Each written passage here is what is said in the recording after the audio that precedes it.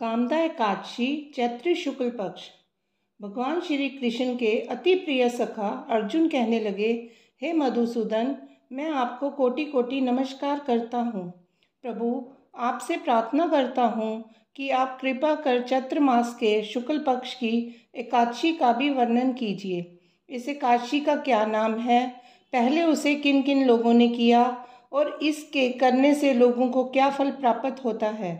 श्री कृष्ण भगवान बोले, हे पार्थ, एक समय यही प्रश्न राजा दिलीप ने गुरु वशिष्ठ से किया था।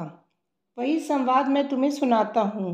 राजा दिलीप ने गुरु वशिष्ठ से पूछा, गुरुदेव, चैत्र मास के शुक्ल पक्ष की एकादशी का क्या नाम है, उसमें किस देवता की पूजा होती है तथा उसकी विधि क्या है, सो आप कृपा पूर्वक कहिए। महर्षि वशिष्ठ जी बोले, हे राजन, चैत्र मास के शुक्ल पक्ष की एकादशी का नाम कामदा है।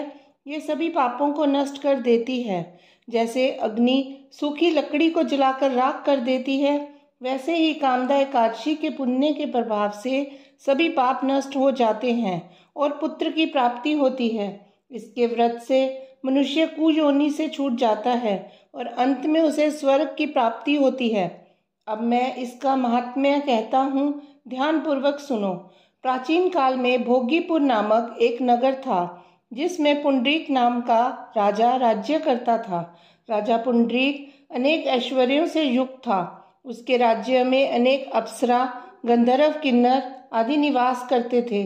उसी जगह ललित और ललिता नाम के गायन विद्या में निपुण गंधर्व स्त्री पुरुष अत्यंत वैभवशाली घर में निवास करते हुए विहार करते थे।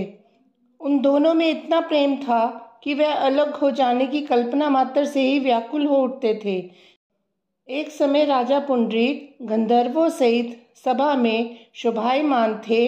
वहां अन्य गंधर्वों के साथ ललित भी गायन कर रहा था। उस समय उसकी प्रियतमा ललिता वहां उपस्थित नहीं थी। गाते गाते अचानक उसे उसका ख्याल आ गया, जिसके कारण वह अशुद्ध गाना गाने लगा। नागराज करकोटक ने राजा पुंडरीक से उसकी शिकायत की। इस पर राजा पुंडरीक को अत्यंत क्रोध आया और उन्होंने ललित को शाप दे दिया। अरे दुष्ट, तू मेरे सामने गाता हुआ भी अपनी स्त्री का स्मरण कर रहा है। इससे तू नरभक्षी राक्षस बनकर अपने कर्म का फल भोग। राजा पुंडरीक के शाप से ललित गंधर्व उसी समय एक विकराल राक्षस हो गया। उसका मुख भयानक हो गया। उसके नेत्र सूर्य चंद्रमा के समान प्रदीप्त होने लगे। मुंह से अग्नि निकलने लगी। उसकी नाक पर्वत की कंदरा के समान विशाल हो गई और गर्दन पहाड़ के समान दिखाई देने लगी। उसकी भुजाएं 2-2 योजन लंबी हो गई। इस तरह उसका शरीर 8 योजन हो गया।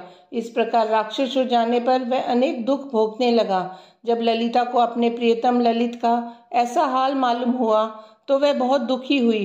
वह अपने पति के उद्धार के लिए विचार करने लगी कि मैं कहाँ जाऊं और क्या करूं, कैसे अपने पति को इस नरक तुल्य कष्ट से छुटकारा दिलाऊं। वह राक्षस घोर वनों में रहते हुए अनेक प्रकार के पाप करने लगा। उसकी पत्नी ललिता भी उसके पीछे पीछे जाती और उसकी स्थिति देखकर विलाप करती रहती। एक दिन वह अपने पति के पीछे घूमते घूमते विंध्याचल पर्वत पर चली गई। उस स्थान पर उसने श्रृंगी ऋषि का आश्रम देखा।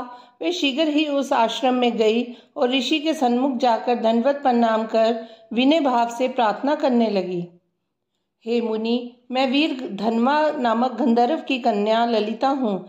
मेरा पति राजा पुंडरीक के शाप से एक भयानक राक्षस हो गया है। उससे मुझको महान दुख हो रहा है। अपने पति के दुख के कारण ही मैं भी बहुत दुखी हूँ। हे ऋषि श्रेष्ठ, कृपा करके आप उसे राक्षस योनि से छूटने का कोई श्रेष्ठ उपाय बताएं।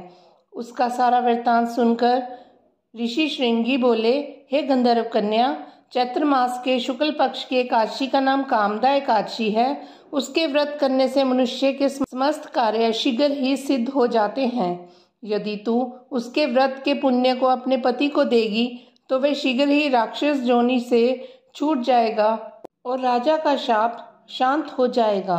मुनि के ऐसे वचनों को सुनकर ललिता ने आनंद पूर्वक व्रत किया और द्वादशी के दिन ब्राह्मणों के सामने अपने व्रत का फल अपने पति को दे दिया और भगवान से प्रार्थना करने लगी, हे प्रभु, मैंने जो ये व्रत किया है उसका फल मेरे पति देव को मिले, जिससे उनकी राक्षस योनि शीघ्र ही छूट जाए। एकादशी का फल देते ही उसका पति राक्षस योनि से छूट गया और अपने पुराने स्वरूप को प्राप्त हुआ।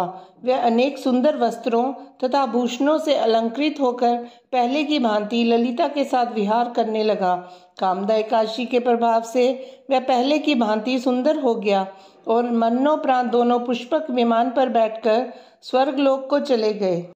हे पार्थ, इस व्रत को विधि पूर्वक करने से समस्त पाप नष्ट हो जाते हैं। इसके व्रत से मनुष्य ब्रह्म हत्या आदि के पाप और राक्षस आदि की योनि से छूट जाते हैं। संसार में इससे महान दूसरा कोई व्रत नहीं है। इसकी कथा व महात्म्य के श्रवण व पठन से अनंत फल प्राप्त होते हैं।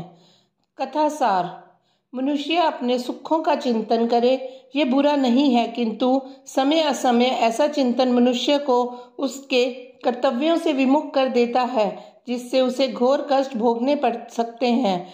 गंधर्व ललित ने भी राक्षस होकर घृणित कार्य किए और कष्ट भोगे, किंतु भगवान विष्णु की कृपाओं का कोई अंत नहीं है। वह मनुष्य को उसका मनचाहा फल देते हैं, किंतु जब मनुष्य स्वयं कर्म करे और उसका फल किसी दूसरे को अर्पण करे तो उसका वह कर्म तप से भी अधिक प्रभावशाली होता है और पुण्य दान करने वाला देवतुल्य हो जाता है।